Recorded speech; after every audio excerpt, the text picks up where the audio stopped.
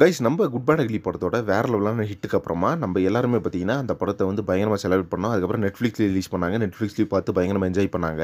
So இப்போ பார்த்தீங்கன்னா நம்ம டிஎஸ்பி வந்து அந்த படத்தில் இருந்தாருன்னு சொல்லிட்டு எல்லாத்துக்குமே தெரியும். அவர் பார்த்தீங்கன்னா அந்த படத்தில் இருந்துட்டு வெளியே போனதுக்கான ஒரு ரீசன் என்ன அப்படின்னு பார்த்தீங்கன்னா, ஸோ அவர் போட சொன்ன ஒரு மியூசிக், அதாவது ப்ரொடக்ஷன் ஹவுஸ் பார்த்தீங்கன்னா ஒரு மியூசிக் போட சொல்லியிருக்காங்க. ஸோ அதே மாதிரி இவர் பார்த்தீங்கன்னா ஒரு சாங்கை கம்போஸ் பண்ணி வச்சிருந்தாராமா. அந்த சாங் தான் பார்த்தீங்கன்னா நம்ம த்ரிஷா மேம் டிஏகே இவங்க 2 பேருக்கு ஒரு ஸ்டில் பார்த்துருந்தோம்ல. ஸோ அந்த சாங் பார்த்தீங்கன்னா கடைசி வரைக்குமே வரல. இது டிலீட் சீன்ஸ் இல்லைனா யூடியூப்ல ரிலீஸ் பண்ணுவாங்கன்னு நினச்சோம். ஸோ அந்த சாங் பார்த்தீங்கன்னா ரிலீஸே ஆகலை. அந்த சாங்கை பற்றி தான் இப்போ நம்ம டிஎஸ்பி என்ன சொல்லியிருக்காரு அப்படின்னா, ஒரு வேற லெவலான மியூசிக் ஒன்று போட்டிருந்தேன். ஸோ அந்த மியூசிக் வந்து எனக்கு பிடிக்கல, இந்த மியூசிக்கை மாற்று அப்படின்ற மாதிரிலாம் சொன்னாங்க. ஸோ இன்னும் பார்த்தீங்கன்னா நிறைய விஷயங்கள் வந்து அவங்க சாட்டிஸ்ஃபேக்ஷனாகவே இல்லை நான் போட்ட மியூசிக்கில், அதனாலே பார்த்தீங்கன்னா நான் படத்தை விட்டு தூக்கிட்டாங்க அப்படின்ற மாதிரிலாம் சொல்லியிருக்காரு. ஸோ ஆனாலுமே அந்த ஒரு சாங்கை பார்த்தீங்கன்னா ரொம்ப பயங்கரமாக இது பார்த்துக்கிறோம். ஏன்னா நம்ம த்ரிஷா மேம் டிஏகே 2 பேரும் பார்த்தீங்கன்னா வேற லெவலான ஒரு லுக்கில் இருந்தாங்க. பயங்கரமான ரொமான்டிக் நம்பராக இருக்கும் அந்த சாங் அப்புறமா எதிர்பார்த்தோம். பட் அந்த சாங் பார்த்தீங்கன்னா எங்கேயுமே வந்து கை கொடுக்கல. கடைசியாக பார்த்தீங்கன்னா நம்ம டிஎஸ்பியும் இந்த படத்தை விட்டு வெளியே போயிட்டார் அப்படின்ற உண்மையான விஷயம். அந்த அளவுக்கு பார்த்தீங்கன்னா அந்த சாங்கை பயங்கரமாக எதிர்பார்த்துட்டு இருந்தோம்.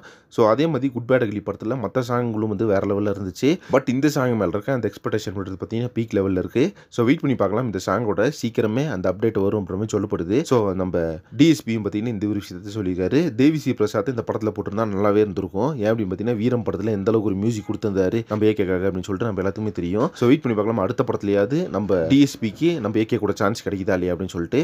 இப்போ பார்த்தீங்கன்னா டிஎஸ்பி கொடுத்துருக்க இந்த ஒரு இன்டர்வியூ, அதாவது அவங்க சொன்ன மாதிரி மியூசிக் போடல, ரெட்ரோ மியூசிக் எல்லாம் கேட்டாங்களாமா. ஸோ அந்த மியூசிக் எல்லாம் போடல அப்படின்னு சொல்லிட்டு தான் இந்த படத்தை விட்டு என்ன தூக்கிட்டாங்க அப்படின்னு சொல்லியிருக்காரு.